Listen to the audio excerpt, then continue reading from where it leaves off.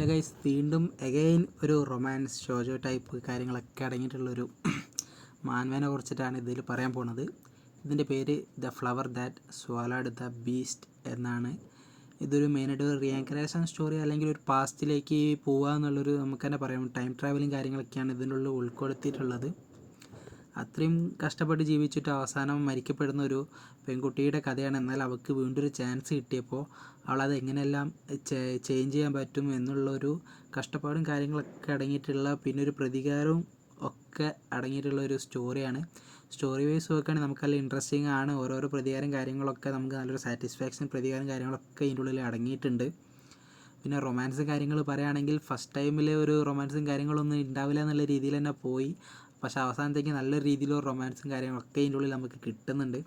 അതുകൊണ്ട് നമുക്ക് വേണ്ട ആക്ഷൻ കാര്യങ്ങളും അല്ലാണ്ട് റൊമാൻസും കാര്യങ്ങളും പിന്നെ എച്ച് കാര്യങ്ങളും എല്ലാം ഇതിൻ്റെ ഉള്ളിൽ തന്നെ അടങ്ങിയിട്ടുണ്ട്. അതുകൊണ്ട് ഓരോരുത്തർ ഈ റൊമാൻസും കാര്യങ്ങളൊക്കെ ഇഷ്ടമുള്ളവർ മസ്റ്റ് ട്രൈ തന്നെയാണെന്ന് ഇത് പറയും.